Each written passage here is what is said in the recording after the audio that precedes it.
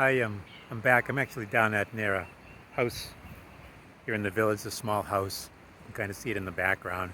And there's a man who lives there who is he's deaf and mute. He's a senior. And the community's he's actually not from here. He came over here for other reasons, and the community stepped up at some point and made him this little house, gave him this piece of land that's fit to the size that he likes.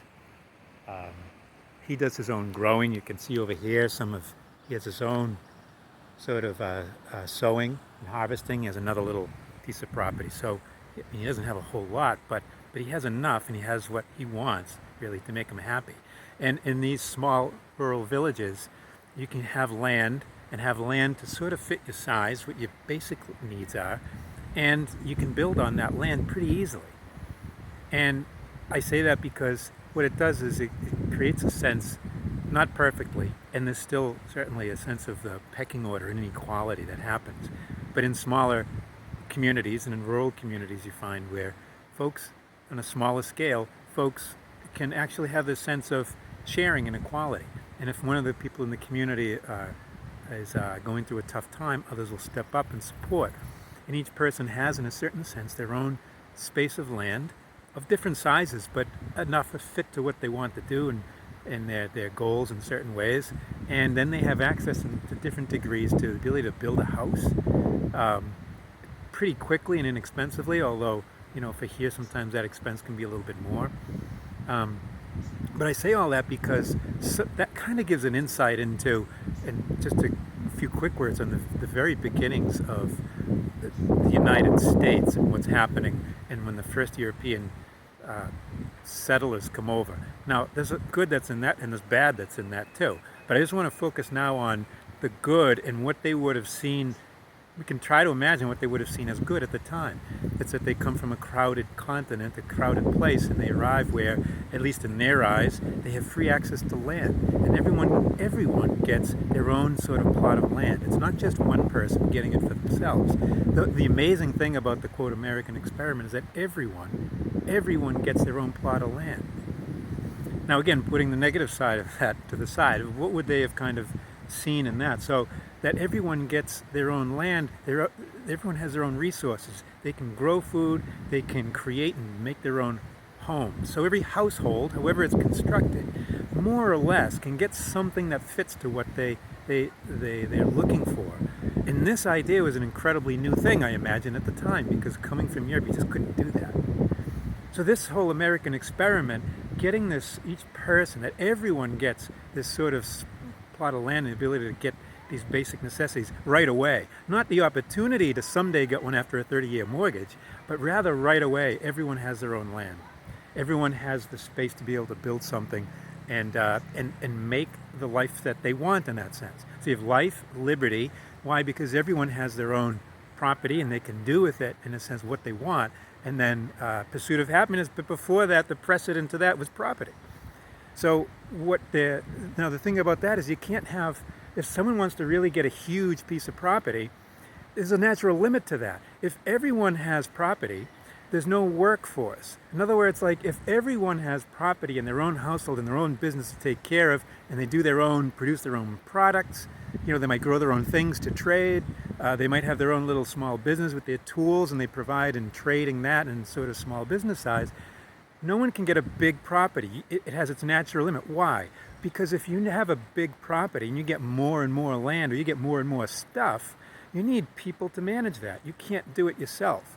So how are you going to get people to leave their property and their businesses and come and spend time on your property to take care of it because you're going to have this big swath of land? You can't, because people already have their own business to tend to. So there's a natural limit when at this beginning time, and this democratic principle, that if everyone has enough and can be their life and their liberty and creativity, pursuit of happiness and the property, you can't have anyone have too much. And there's a natural sort of limit to that. There's no workforce. There's no one you can hire. This is where the other side comes in, where you have, it opens up the slave trade, opens up the coming of immigrants, and then all of a sudden you can't get your property right away for a variety of reasons. That's something for a whole other topic. But now you create workforce. whether it was slave labor or working for a wage. And then you have renting, and all of these things come later. What's happening at the very beginning, and that's the kind of the good part of at least what they're seeing at this time, this American experiment and the American original dream, is that everyone gets sort of enough property. And that because everyone has it, no one can have too much because you just can't manage it. And there's no workforce because everyone's busy with their own property. Now I say that because now things have changed a lot. And now we have mountains and valleys in society. You have folks that can have giant, incredible vast amount of wealth and property, and others who can be living on the street with nothing. There are others that can live in apartments struggling day to day to make their rent. So these mountains and valleys are not part of the original spirit, the original American dream. That's not the original American dream. It's been changed and sort of changed over, and now we've turned it into everyone, well, we get an equal opportunity to enter into and climb those mountains and valleys. But that wasn't the excitement at the beginning. So now if you got mountains and valleys, the idea is, hey, do you want to get back to some of that democratic original dream where you have equality and you can have people having enough if we do a redistribution? And that's the idea. The mountains made low and the valleys filled in. Now the way that has to happen, and this is why people who, there's a lot of voice on the racism side towards white people, because racism has tended, it's like a constant wind or a gravity that moves through culture to push down people of some race and push up people of others, even if it's not even conscious. But there's why is it that I have to do something and others don't? Or white people say, why is it that I have to do the change? Why is all the blame landing on me? And that's a good question, especially if, people come in as immigrants and they weren't part of the original slave trade. Well, the simple reason is that if there are mountains and valleys and people have benefited from that in ways they didn't know and they didn't plan, and there's no sort of conscious intent behind it, but there's been a benefit from that, and that even beyond racism, if we have more, the only way leveling can come out is if mountains come down. See, you can't raise up. There's a sort of a belief that, hey, what we can do is raise up the valleys. But you don't have to come down. But it doesn't work that way. In order to fill in the valleys, the mountains have to come down. And that's another topic for another time, because people will say, well, no, we can raise up the valleys, and that's great. But it won't be equal. So you can raise up the valleys, but the mountains also get raised up, and you still get mountains and valleys, and that's the whole point. So to get equality, the mountains have to come down and the valleys filled in. But now see, a person who's in the valley, like a person who's living in the valley could be living there by choice, or the vast majority are living there by necessity. And that means that you can't just go up the mountain. You have to find, and this is the struggle that day in and day out of many people's lives, to climb the mountain. You can't just say, you know what, I'm tired of being in the valley, I'm going to go up to the top of the mountain, or I'm going to go up near the top. But if you're further up the mountain, or whatever position you're up the mountain, at any time you can come down.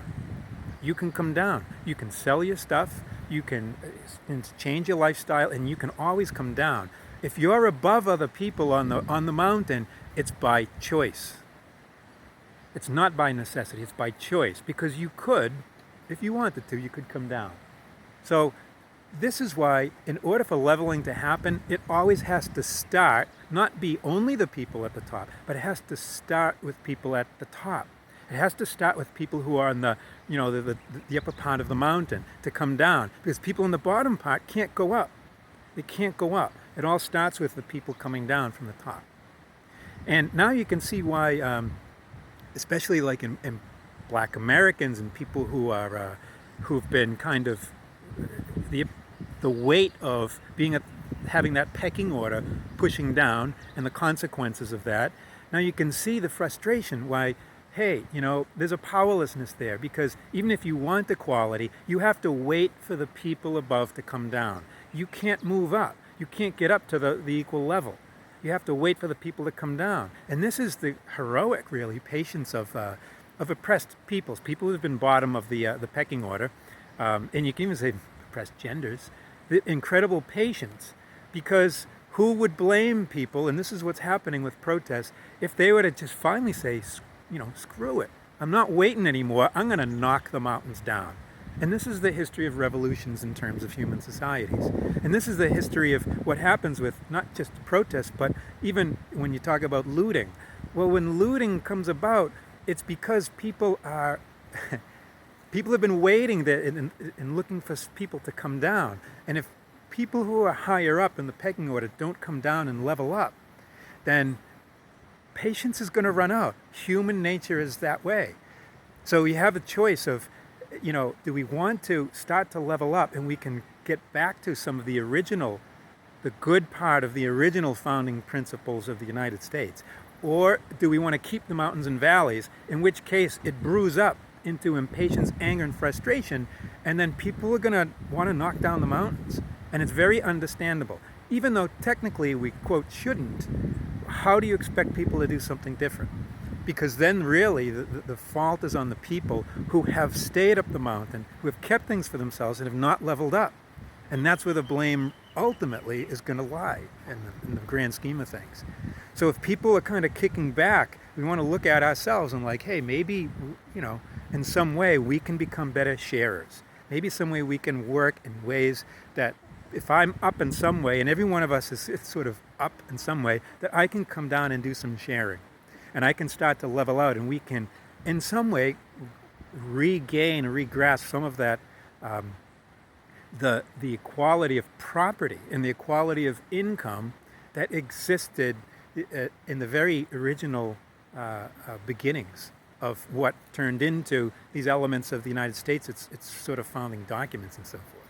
So that role of where does this frustration come from? I fully understand it coming from whether it's Black Americans, whether it's here in Ecuador, the indigenous populations, Afro-Ecuadorians here, the frustration and anger and resentment because they want equality.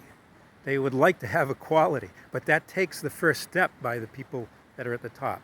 And so there's a lot that you can do, I can do, no matter where you are on that mountain, to be people that can step forward and restart this sense of equality in society that respects the dignity of each person.